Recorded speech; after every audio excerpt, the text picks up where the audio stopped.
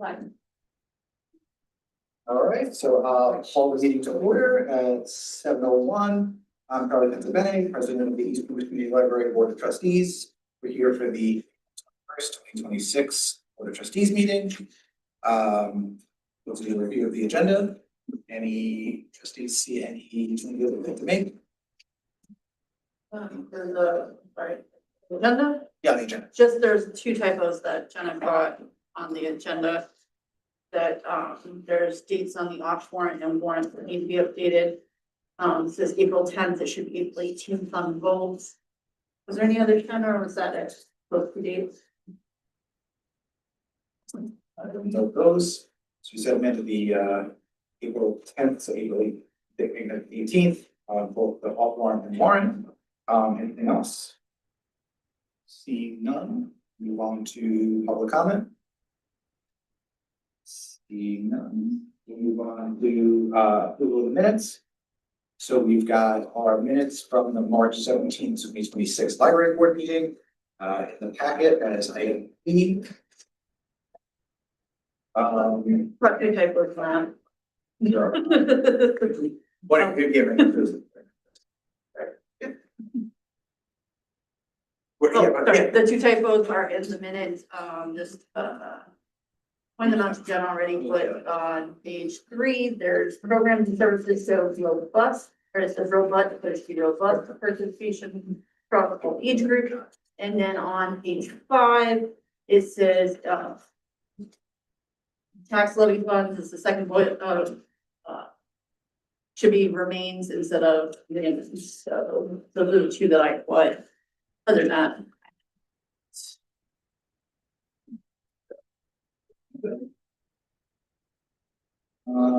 Any other things on the minutes before motions?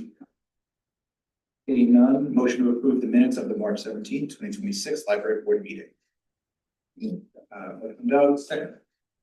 Second, Crystal, discussion, comments? All in favor? 5-0. Minutes are approved. We'll move on to our treasurer's report. Crystal. Off warrant had the amount of $212,726.41. Of note, there were 2 pay cycles. There was health benefits, and there was also a quick response for sending. The details are in the packet.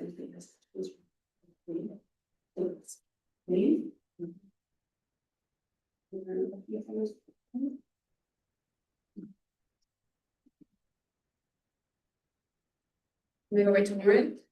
Oh, so the motion, Okay. right? So the motion to accept the off warrant in the amount of $212,726.45 for the period of March 14th, 2026 through April 18th, 2026 as presented.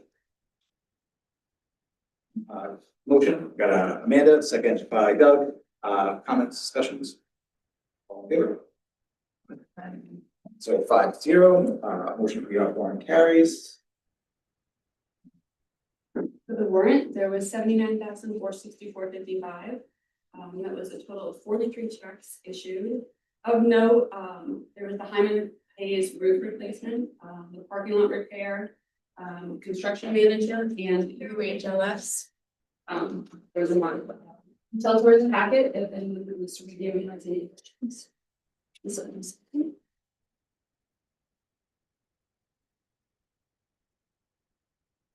Vote to authorize the president to sign the warrant for the period of March 14th, 2026 through April 18th, 2026, the amount of $79,464.35. We've got Sarah, second. Got Doug, discussion, comment? All in favor? 5-0. For the financials, we're roughly 29.5% of the year over. You can see in attachment E, the actual versus the budget. And then after that, there's the balance sheet impact. Just for which line between. G is the restricted gift grant exemption. And After that, H is the capital reserves fund. Really think she's been treasurer for 5 years. But she can do it organized. No, this is Jill. Jill's super organized and it just, she makes it very. I appreciate that. Thank you. Thank you to all members of the team. They were very, very well organized, very easy to comprehend. Sorry, to do a motion to approve the April 18, 2026 financials with 29.5% of the year completed as presented. Doug, and second from Amanda, all in favor, or discussion comments? All in favor? Okay, 5-0, carries. Okay. Thank you, so now we'll move on to committee reports. So Jordan isn't here yet, so we will jump to Amanda, do you want to do the? Yeah, I can try to recommend. So we talked about facilities update, the roof project, which should be starting soon, right? We have our bids in, we had 2 bids for the roof project. Both came in under, which was really, really, really awesome. Yay! Very awesome. So we ended up taking Titan Roofing instead, which included the alternate number 1, including the roof cover board, which I don't know what that is, but it sounds cool. Do you wanna know what? Yes, it I is? do wanna know what it is. You know, I love knowing things, so I always wanna know what things are. Well, when you're stepping on a rubber roof, you always wanna protect it so that you don't get damage. You know, it's much easier because when someone's going up there looking, you're stepping on barrel roof, so you put a cover board on there. And it also is something we have put together proposals in the past for solar, and that is one of the, you'd have to put that on for solar, so it's a lot easy, it's easier to put it on during the roofing stage than later on. So the entire roof is covered. the entire roof is covered with a cover board, yeah. So it's like a second roof? Or It's not a second roof, it's just a walkable surface. Okay. It's just like a special cover that's walkable. It's like a pool cover, but like for the roof. Yes. But Well, I don't know what it looks like, to be honest, but Okay, it's that like that idea kind where of- it covers it and it's protecting it from okay, damage. okay, kind of cool. People damage, not, something piercing it. Okay, But it's just an extra layer of protection. all right, cool, very cool. Well, that's included, so that's cool. And what's also cool about that is that since it came in under our agreement with Wayne Shop as the construction manager was for 5% of the subcontractor cost. So that cost will also go down. So that's pretty cool too. We have a very healthy contingency So budget right now. that is supremely awesome.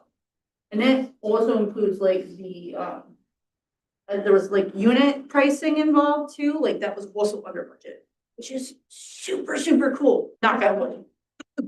I know this isn't, Well, but the unit pricing is in case they find things that need to be repaired. They gave us pricing to replace the roof drains, all the things that are up there. If they find blocking that's, they need to replace, they give us unit pricing ahead of time, so. I mean, once they find it, you lose all your negotiating power, so. so when does this project be done? They, so you will give me formal approval to authorize the signing of the contract tonight. They've already, we already gave them a letter of intent, the architect already gave them a letter of intent, so they've already started submittals. So it's gonna start ASAP. We haven't had our kickoff meeting yet, we haven't scheduled that, but they've already started prepping. And submittals mean they look at the specs that were put together during the bid and they will propose something that meets the specs, but it might be a different vendor that was put specs, so the architect has to review that and make sure it's okay before anything's ordered, and they'll order things once we sign the contract, and we'll get started and it will be finished. We gave them in the bid documents by the end of May. Now, with the goal, it's gonna be done before summer reading. Isn't that cool?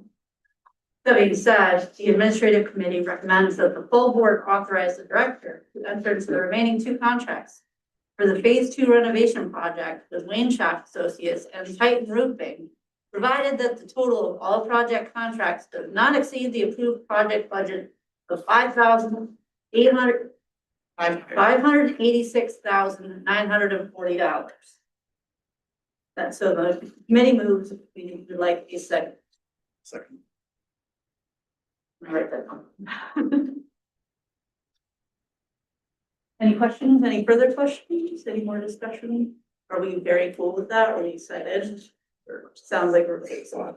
Isn't that great? Isn't it like, that's such a good news? Like, I'm really excited. I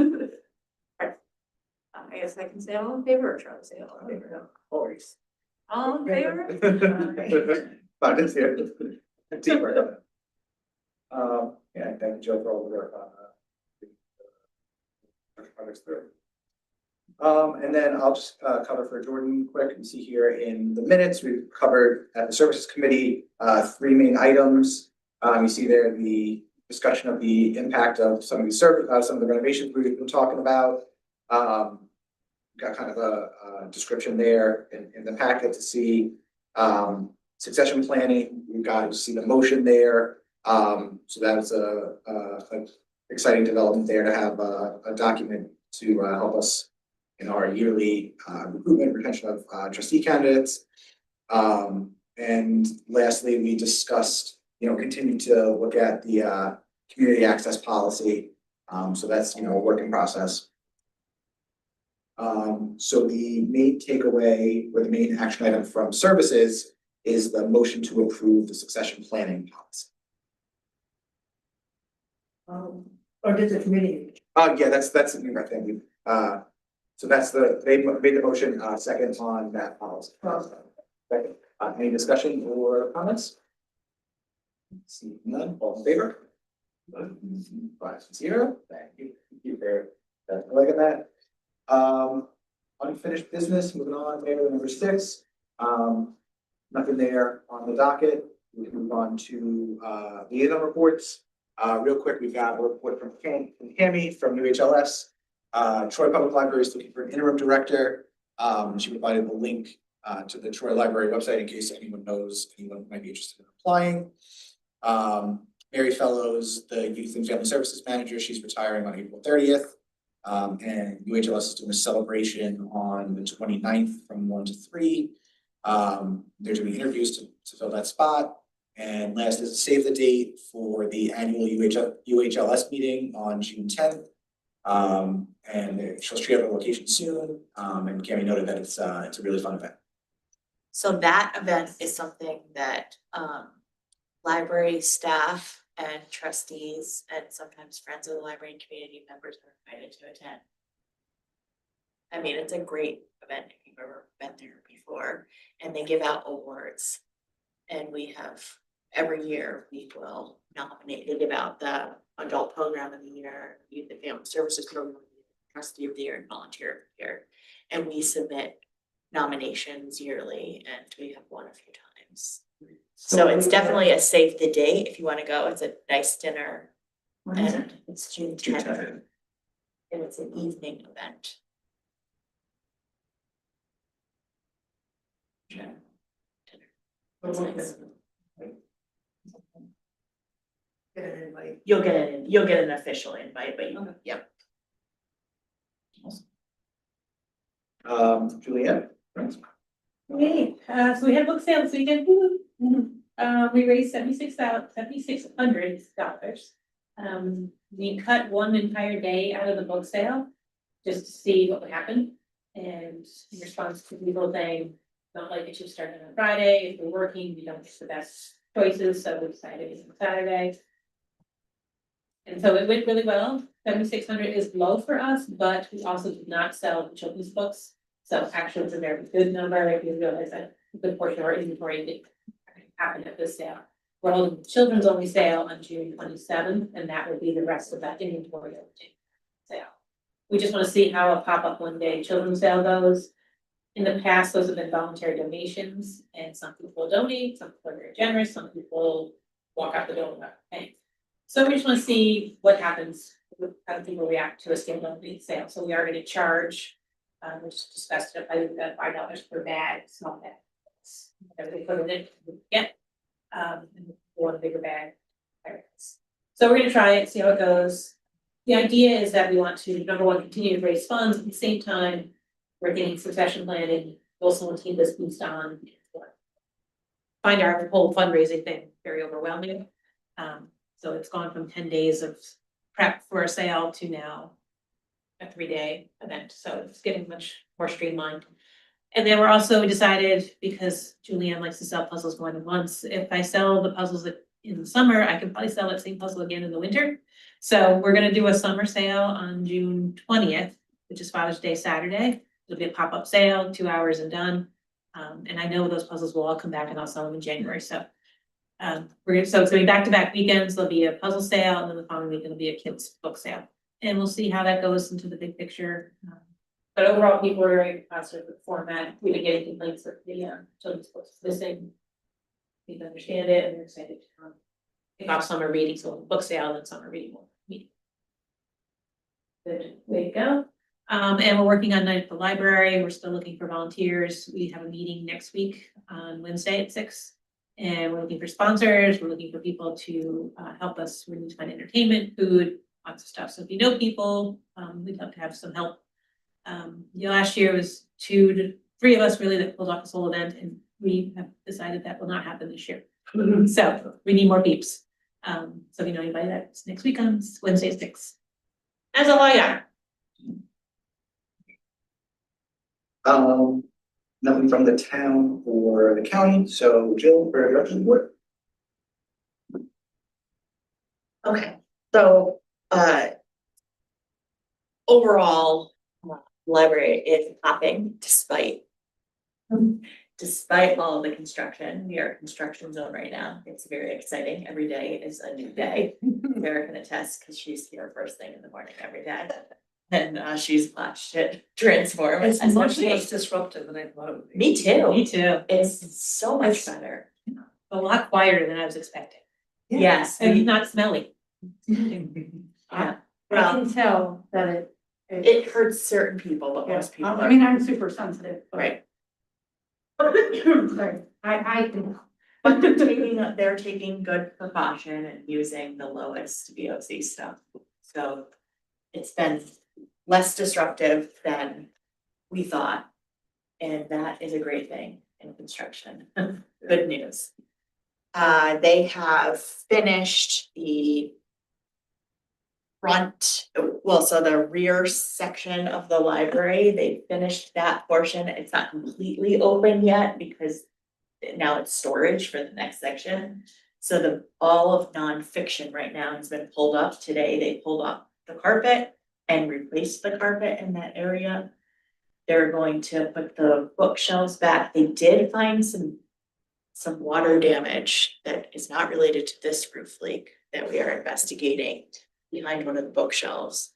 Not major, but it's there. So I want to know where it's coming from. So they're not going to close that up until we figure out where it's coming from so we can fix that.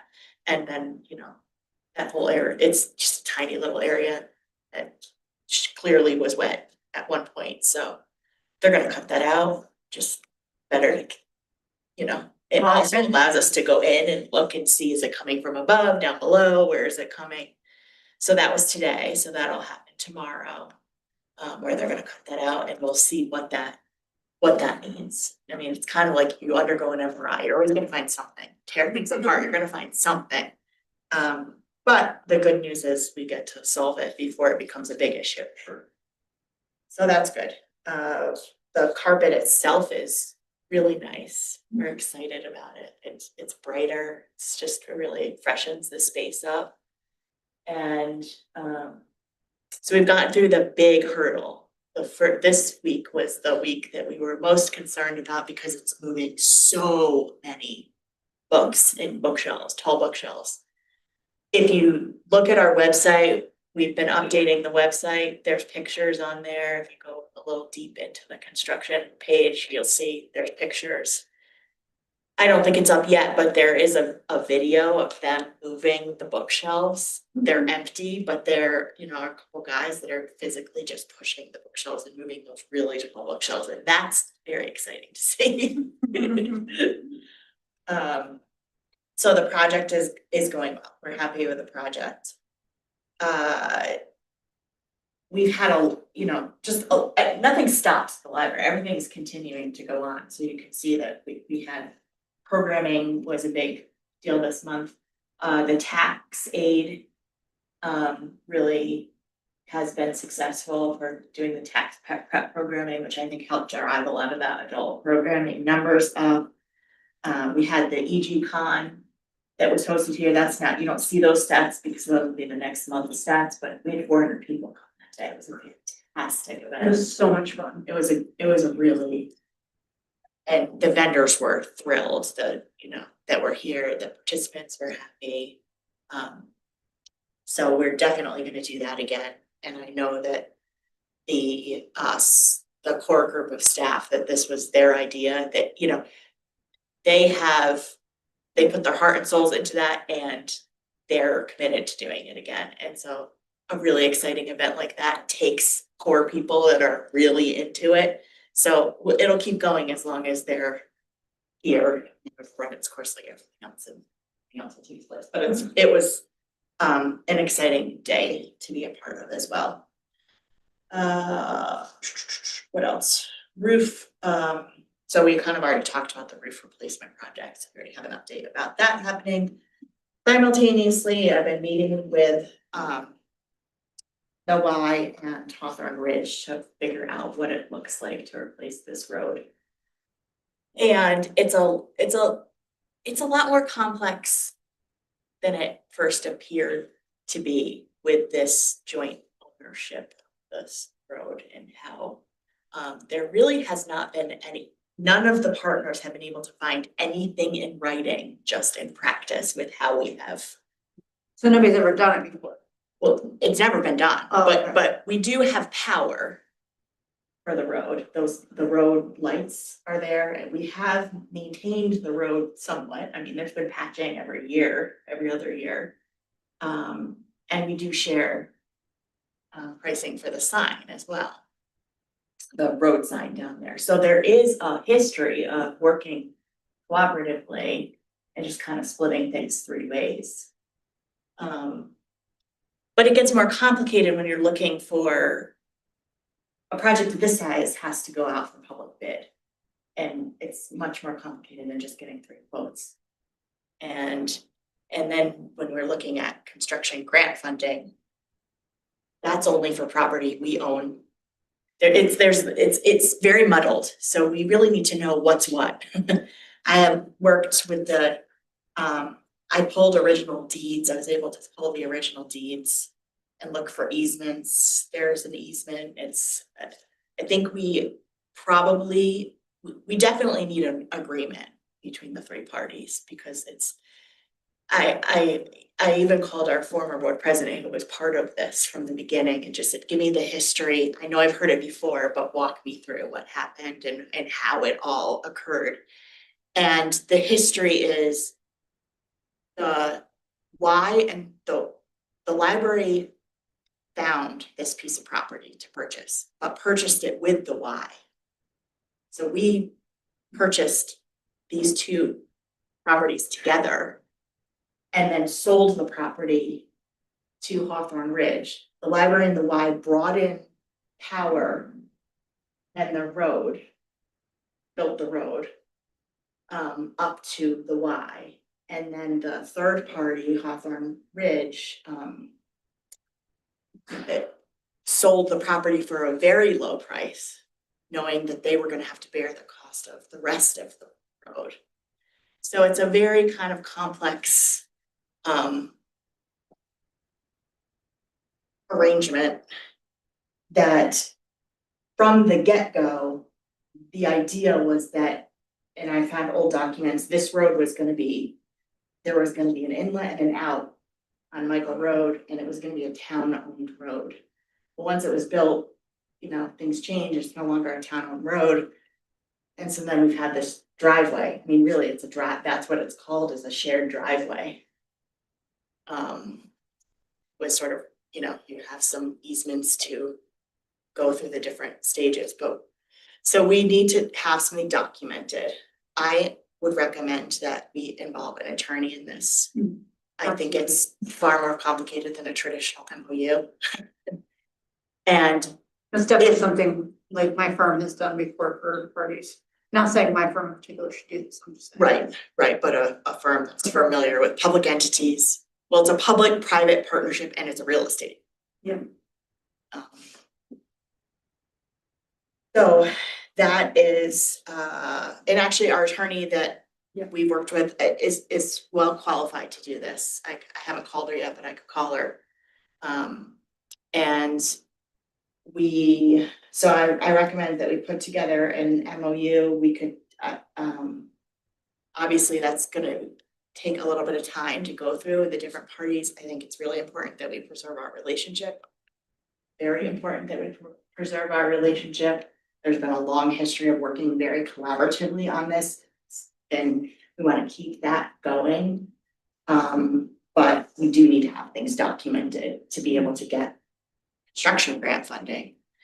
And so my hope is that we can do this within the time frame for the construction grant. The construction grant is the first draft is to the summer. So it's a very short window to do all this. I don't know if it can be done or not. It depends on how quickly the other parties are willing to go. We've met twice. We're gonna meet again on Friday. But again, that's not with any agreement to discuss. That's just meeting to talk about logistics and how this might go. So I wanted to bring that up to you guys tonight because it's evolved even more since our committee meeting, to get some input from you and some direction on where you'd like me to head. So to retain an attorney, seeing that 3 parties, we split the cost of the attorney. Well, would we want You don't to want do to that, or share. we want to retain our own No, attorney you wanna have to your own represent attorney. our interest? So you'll each have your own. Yeah, you'd wanna have your own attorney for each. I think so. I mean, I think, you can operate with collaboration in mind, but you still want to make sure you're protected. It's public property.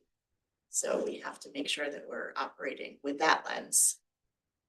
We have a fiduciary lens that's different from a nonprofit too. So I don't know that we need to necessarily engage a new attorney. We already have an attorney. The attorney that we have is a very large firm and is quite capable of taking this on.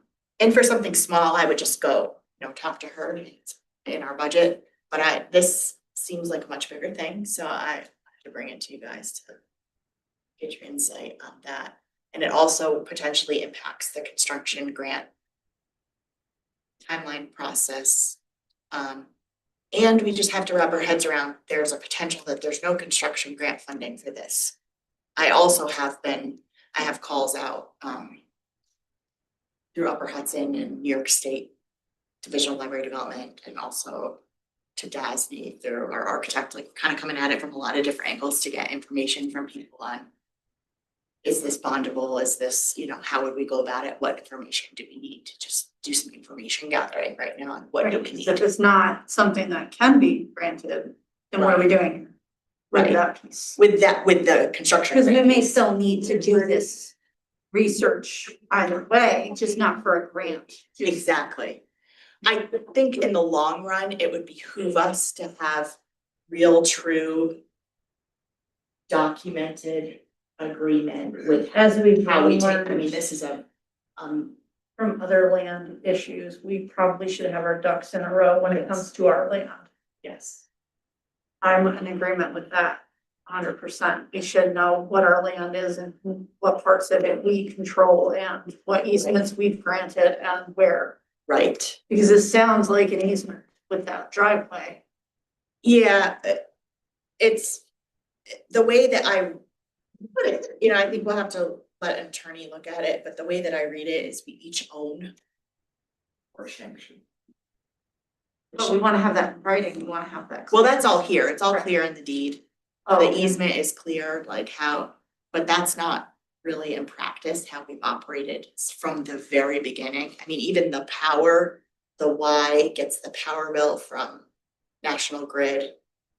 And then they send that out to us and we each pay a third of it and we pay directly to National Grid. I mean, it's, everything has just, the sign is here. When we redid the sign, we all paid a third. Who pays for plowing? We pay a third. I mean, we pay a third for everything. But we have to make sure that that's, how do you do that in a situation where we have to pay prevailing wage? And they do not for construction work.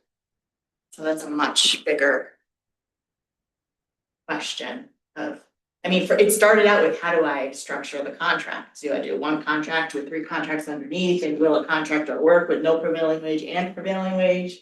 What does that look like?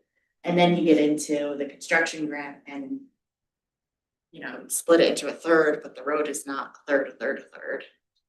So it's very, we need some guidance on how to do this.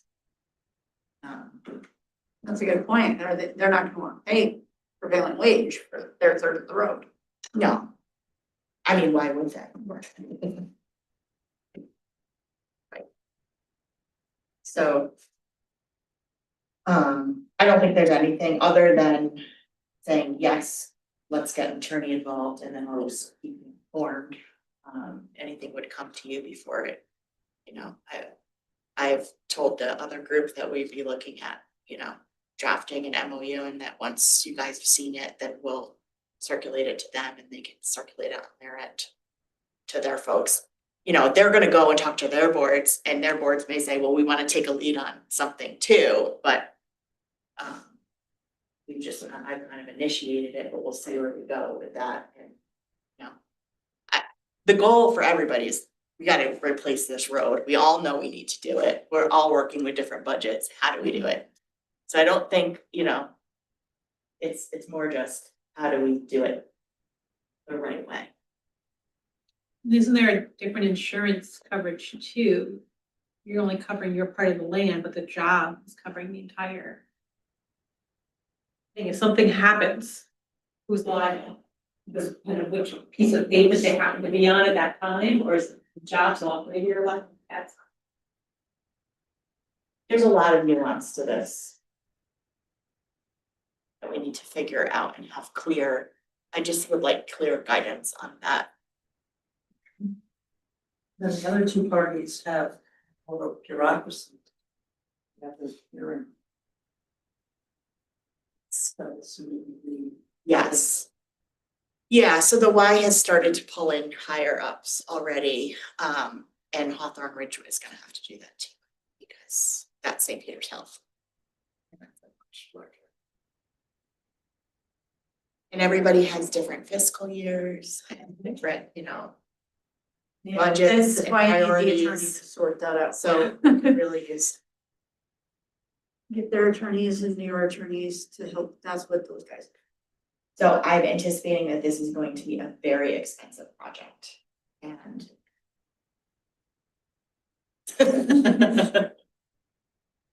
I had a feeling it's not gonna be a construction this year. Well, I think once we find out some information, we're gonna have to decide. Because at this point, the information I received a few years ago was that it's so badly damaged that it needs to be dug up and it needs a new base. So it's not just a repave, it's a rebuild from scratch. And I looked at, I have old, because back in 2007 and then around 2013, I'm gonna say, there was another kind of discussion about what are we doing with this and can it go to the town? And there's, you know, been periods of time where engineers have been involved and like the drainage is a problem, the guardrails are a problem. There's some real problems with the road that have never been addressed because there's always been this hope of it's not gonna be ours. You know, cause nobody wants a road.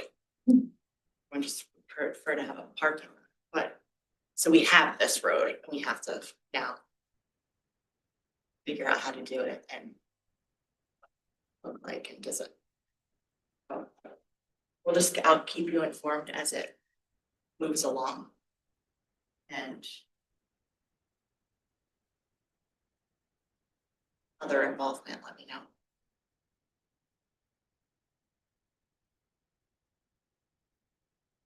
There's actually, I know you said no to federal grants, but there's a lot of grants for roads out there.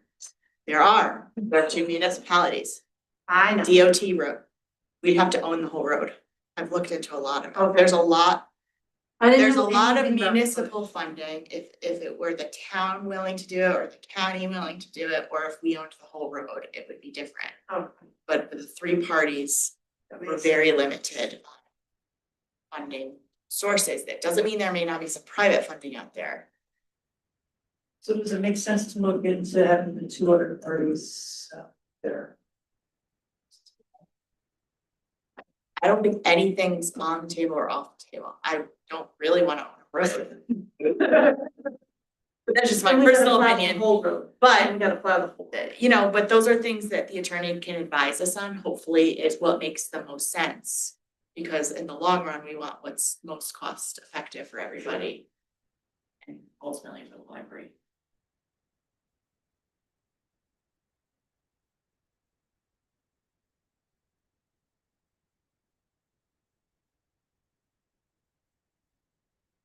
Okay, any other questions? Are there any other questions about my report?